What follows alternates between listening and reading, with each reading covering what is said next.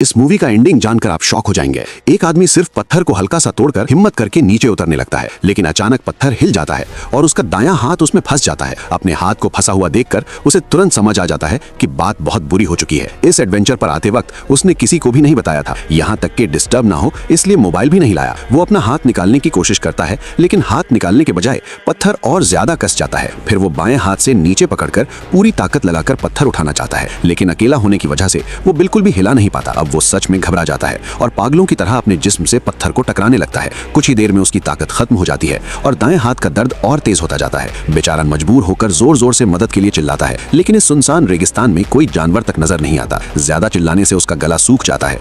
वो बोतल खोलता है और पानी पीने लगता है, लेकिन अचानक उसे एहसास होता है कि यही उसका आखिरी पानी है। अगर जिंदा रहना है तो इसे बचाकर इस्तेमाल करना होगा। वो तुरंत खुद को संभालता है और अपने सामान का जायजा लेता है। घड़ी, क्लाइंबिंग रोप, डीवी कैमरा, एक टूल नाइफ, एक खाली वाटर बैग और आधी बोतल पानी। इन सब में सबसे काम की चीज लगती है छुरी। टूल नाइफ वो उसे चेक करता है, तेज नहीं है लेकिन काम चल सकता है। फिर वो पत्थर को काटने की कोशिश करता है। कुछ ही मिनट्स में हाथ दर्द से भर जाता है, इसलिए बीच बीच में रुककर फिर शुरू करता है। कई घंटों की मेहनत के बाद भी पत्थर पर सिर्फ छोटे छोटे निशान पड़ते हैं। ऊपर से बदकिस्मती से छुरी भी नीचे गिर जाती है। हाथ वहां तक नहीं पहुंचता तो वो जूते और मोजे उतारकर पैरों की उंगलियों से छुरी उठाने की कोशिश करता है, लेकिन फासला ज्यादा होता है। किस्मत से वो एक टेढ़ी शाख जैसी चीज से छुरी को खींचकर वापस हाथ में ले आता है। अपनी जान बचाने का जरिया वापस मिलने पर वो मुस्कुराता है, लेकिन अगले ही पल उसकी मुस्कान गायब हो जाती है, क्योंकि उसका दायां हाथ लंबे वक्त से ब्लड सर्कुलेशन रुकने की वजह से सुन्न हो चुका होता है। छुरी चुभोने पर भी उसे कोई एहसास नहीं होता। वो और तेज काम करना चाहता है, लेकिन छुरी भी ब्लंट हो चुकी होती है। फिर भी वो धीरे धीरे काम करता रहता है, रात तक बिना रुके। बहुत प्यास लगने के बावजूद वो पानी नहीं पीता।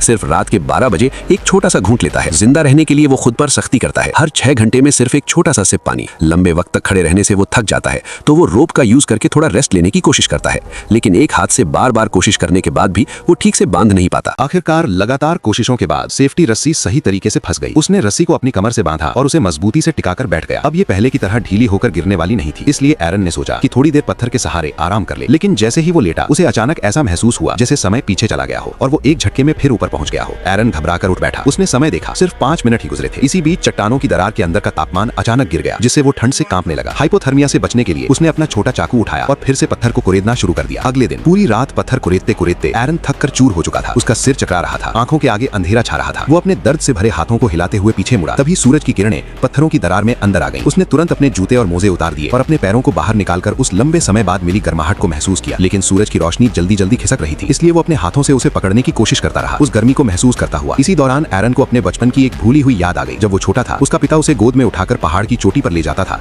जहाँ वे सुबह का सूरज उगते देखते थे। उस समय की धूप भी बिल्कुल ऐसी ही गर्म और सुकून देने वाली होती थी, लेकिन बड़े होने के बाद वो ठंडा और दूर हो गया था। वो अपने माता पिता के फोन तक उठाना नहीं चाहता था और उनके प्यार से भी चिढ़ने लगा था। ऐसा लगता था जैसे उसने प्यार करने और पाने की क्षमता ही खो दी हो और हमेशा अंधेरे कोनों में अकेले सिमट कर रहता था। अब उसकी पानी की बोतल भी लगभग खाली हो चुकी थी, बस करीब 300 मिलीलीटर पानी बचा था। उसने अपना कैमरा चालू किया और अपनी हालत रिकॉर्ड करनी शुरू की। वो अपनी इस मुसीबत की कहानी बता रहा था, ताकि अगर कभी किसी को उसकी लाश मिले तो वे उसके माता पिता से संपर्क कर सके। तभी अचानक ऊपर से कोई आवाज आई। एरन ने रिकॉर्डिंग छोड़ दी और जोर जोर से मदद के लिए चिल्लाने लगा। उसकी मजबूती और हिम्मत एक पल में टूट गई और उसकी आवाज में एक डरे हुए बच्चे की झलक साफ सुनाई दे रही थी, लेकिन ऊपर से कोई जवाब नहीं आया, जैसे कि वो आवाज सिर्फ उसका भ्रम हो। खुद को शांत करने के बाद जब उसने कैमरे में अपनी डर भरी हालत देखी तो उसे बहुत शर्म आई। उसने खुद से कहा, हार मत मानो, ये बस एक छोटी सी समस्या है। कुछ समय बाद रात हो गई। एरन ने जो भी कपड़े थे सब अपने शरीर पर लपेट लिए, जिससे उसे थोड़ी राहत मिली। फिर उसने आखिरी बचा हुआ ब्रेड का टुकड़ा निकाला और धीरे धीरे खाने लगा, लेकिन इससे उसकी प्यास और बढ़ गई। धुंधली हालत में उसे ऐसा लगा जैसे उसके दोस्त उसे पार्टी के लिए बुला रहे हों। खूबसूरत लड़कियां, ठंडी बियर, सब कुछ उसकी आंखों के सामने घूमने लगा। आखिरकार वो खुद को रोक नहीं पाया और एक घूंट पानी पी लिया, लेकिन जैसे ही उसने बोतल नीचे रखी, उसके अंदर की भूख और प्यास फिर से जाग उठी। ज्यादा समय तक जिंदा रहने के लिए उसने खुद को संभाला, सिर हिलाकर उस इच्छा को दबाया और पानी की बोतल बंद करके एक तरफ रख दी। लगातार कुछ चबाकर अपना ध्यान भटकाते हुए इस तरह उसने पूरी रात सहन कर ली। अगली सुबह एरन की हालत थोड़ी बेहतर हुई। उसने अपनी क्लाइंबिंग लस्सी और कार्बिनर से एक पुली यानी चरखी बनाई ताकि उस पत्थर को उठा सके, लेकिन बहुत सारी ताकत खर्च करने के बाद भी पत्थर जरा सा भी नहीं हिला। उल्टा पानी की कमी की वजह से वो चक्कर खाने लगा। उसे याद आया कि निकलने से पहले उसने कार के ट्रंक में ठंडा पेय रख दिया था और उसे बहुत पछतावा हुआ। फिर वो खुद को रोक नहीं पाया और एक घूंट पानी पी लिया। पानी पीते ही उसे पेशाब आने लगी, लगभग उसकी पैंट में ही निकल जाता, लेकिन उसने उसे पानी की थैली में जमा कर लिया ताकि जरूरत पड़ने पर काम आए। इसके बाद उसने अपनी स्थिति का विश्लेषण किया। क्लाइंबिंग रस्सी में बहुत ज्यादा इलास्टिसिटी और घर्षण था। जब तक 3-4 और पुली ना हो वो पत्थर को हिला नहीं सकता था। और अब उसके पास सिर्फ 150 मिलीलीटर पानी बचा था, जो बचाव आने तक बिल्कुल काफी नहीं था। इसलिए उसके पास आखिरी एक ही तरीका बचा था। एरन ने अपनी दाहिनी बाह को रस्सी से बांधा, फिर कार्बिनर से कसकर लॉक किया और चाकू निकालकर जोर से काटने की कोशिश की, लेकिन चाकू बहुत छोटा था, वो त्वचा तक भी नहीं काट पाया। अब वो पूरी तरह निराश हो गया, शायद अब उसे यही मरना पड़ेगा। कुछ देर बाद वो नींद से जागा, आधी बेहोशी में थोड़ा पानी पिया। आदत से उसने आंखें पोंछने के लिए हाथ बढ़ाया, लेकिन अचानक उसकी पानी की बोतल गिर गई। जब उसने उठाया तो उसमें सिर्फ थोड़ा सा पानी बचा था। ये देखकर उसे बहुत पछतावा हुआ। समय बीतने के साथ उसकी चेतना फिर धुंधली होने लगी। उसे अपनी एक्स गर्लफ्रेंड के साथ बिताए खूबसूरत पल याद आने लगे। जैसे ही वो उन यादों में खोने वाला था, अचानक एक जोरदार बिजली कड़की और वो चौंक कर जाग गया। फिर आसमान से बारिश शुरू हो गई। उसने तुरंत मुंह खोलकर पानी पकड़ना शुरू किया, लेकिन ये बारिश उम्मीद से कहीं ज्यादा तेज थी। पत्थरों की दरार में जल्दी ही बाढ़ आ गई। कुछ ही पलों में पानी उसकी गर्दन तक पहुंच गया। उसने गहरी सांस ली और पानी के अंदर चला गया। पूरी ताकत से पत्थर को धक्का देने लगा। तेज पानी के बहाव की मदद से आखिरकार उसने पत्थर को हटा दिया और बाहर निकलने में सफल हो गया। लड़खड़ाते हुए वो अपनी कार तक पहुंचा और बिना रुके शहर की तरफ निकल गया। बहुत मुश्किल से वो अपनी एक्स गर्लफ्रेंड के घर पहुंचा, लेकिन उसकी बुरी हालत देखकर भी उसने ठंडे दिल से दरवाजा बंद कर दिया। एरन रोते हुए गिड़गिड़ाने लगा, लेकिन अचानक वो दृश्य गायब हो गया। असल में ये सब एक सपना था। नया दिन शुरू हुआ। एरन को अपने माता पिता के प्रति अपने ठंडे व्यवहार पर पछतावा हुआ। उसने फोन ना उठाने के लिए माफी मांगी। वीडियो रिकॉर्ड करने के बाद उसने आखिरी दांव खेलने का फैसला किया। उसने एक ही बार में सारा बचा हुआ पानी पी लिया, खुद को हिम्मत दी और फिर दांत भींचकर चाकू अपनी बाह में घोंप दिया। भयानक दर्द से उसका पूरा शरीर सुन्न हो गया। वो सिर हिलाकर दर्द कम करने की कोशिश करता रहा, लेकिन ये खत्म नहीं हुआ था। उसने चाकू को और अंदर धकेला, हड्डी को काटने की कोशिश की, लेकिन मजबूत हड्डी ने चाकू को रोक लिया। अब उसके पास सिर्फ एक ही रास्ता बचा था, मदद के लिए पुकारना। लगातार चबाते रहने से वो अपना ध्यान भटकाता रहा। इस तरह पूरी रात सहने के बाद एलन की हालत थोड़ी बेहतर हो गई। उसने पहाड़ चढ़ने वाली रस्सी और कार्बिनर से एक पुली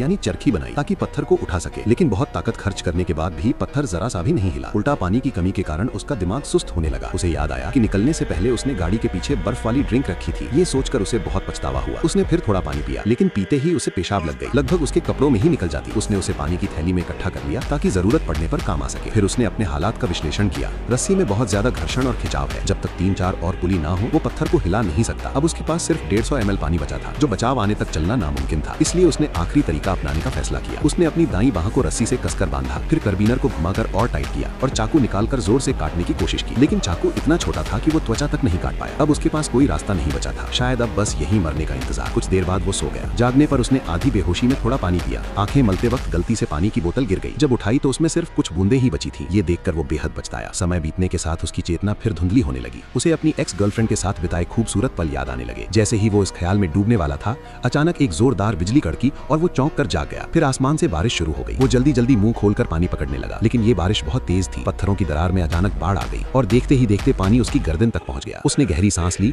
और पानी में गोता लगाया। पूरी ताकत से पत्थर को धक्का दिया। तेज पानी के बहाव की मदद से वो आखिरकार पत्थर को हटा पाया और दरार से बाहर निकल आया। लड़खड़ाते हुए वो अपनी कार तक पहुंचा और तुरंत शहर की ओर भागा। आखिरकार वो अपनी एक्स गर्लफ्रेंड के घर पहुंचा, लेकिन उसकी बदहाली देखकर भी उसने दरवाजा बंद कर लिया। एलन रोते हुए गिड़गिड़ाता रहा और तभी अचानक वो पूरा दृश्य गायब हो गया। असल में ये सब एक सपना था। नया दिन शुरू हुआ। एलन को अपने माता पिता के साथ बर्ताव पर पछतावा हुआ। उसने कॉल न उठाने के लिए माफी मांगी। वीडियो रिकॉर्ड करने के बाद उसने आखिरी बार कोशिश करने का फैसला किया। उसने बचा हुआ सारा पानी एक ही बार में पी लिया, खुद को हिम्मत दी और फिर दांत भींचकर चाकू को अपनी बाह में जोर से घुसा दिया। भयानक दर्द से उसका पूरा शरीर सुन्न हो गया। वो सिर हिलाकर दर्द सहने की कोशिश करता रहा, लेकिन ये खत्म नहीं हुआ। उसने चाकू को और अंदर धकेला, हड्डी काटने की कोशिश की, लेकिन मजबूत हड्डी ने चाकू को रोक लिया। अब वो बस मदद के लिए पुकार सकता था। चाकू निकालने के बाद उसने थोड़ा खून लिया और उसे मुंह में डाल लिया, जो जली की तरह चिपचिपा था। पानी की कमी पूरी करने के लिए एरन को अपने पानी के बैग में भरा हुआ पेशाब पीना पड़ा। उसकी घिनौनी गंध ने उसे कमजोर कर दिया और उसकी इच्छा शक्ति भी तोड़ दी। उसने दीवार पर अपनी कब्र का लेख लिखा, एरन रॉल्स्टन यहाँ शांति से सो रहा है। और फिर वो मौत जैसी स्थिति में चला गया। मक्खियां भी उसके आसपास मंडराने लगीं, मानो उसके मरने का इंतजार कर रही हो। बेहोशी की हालत में उसने अपने अतीत के दृश्य देखे, अपनी गर्लफ्रेंड को ठंडेपन से दूर करते हुए और फिर उसे रोकने के लिए हाथ बढ़ाते हुए। उसने अपने परिवार और दोस्तों को भी पास बैठे देखा। तभी एक चींटी ने उसे जगा दिया। धीरे धीरे सिर उठाने पर उसने सामने एक बच्चे को देखा जो उसके साथ खेल रहा था। उसी पल एरन के अंदर जीने की जबरदस्त इच्छा जाग उठी। उसने अपनी ही बाह को जबरदस्ती तोड़ दिया, लेकिन हड्डी 2 हिस्सों में थी, इसलिए उसे फिर से कोशिश करनी पड़ी। असहनीय दर्द ने उसे तड़पा दिया। हड्डी तोड़ने के बाद असली दर्द शुरू हुआ। उसने एक कैन ओपनर से धीरे धीरे अपने हाथ के मांस को काटा, नसों और खून की नलियों को अलग किया। हर कट उसे बेहोश कर सकता था, लेकिन उस बच्चे की छवि उसे हिम्मत देती रही। भयानक दर्द सहने के बाद आखिरकार एरन आजाद हो गया। उसने घाव को जैसे तैसे बांधा, अपनी कटी हुई बाह की तस्वीर ली और बिना पीछे देखे आगे बढ़ गया। जब वो चट्टानों से बाहर निकलकर धूप में आया तो खुशी से हंस पड़ा, लेकिन नीचे देखने पर उसे पता चला कि अभी भी कई मीटर ऊंची चट्टान बाकी है। तभी उसने देखा कि पीछे किसी पर्वतारोही द्वारा छोड़ी गई रस्सी और एंकर है। उसने अपने बैग से रस्सी निकाली, सेफ्टी क्लिप लगाई और एक हाथ से धीरे धीरे नीचे उतरने लगा।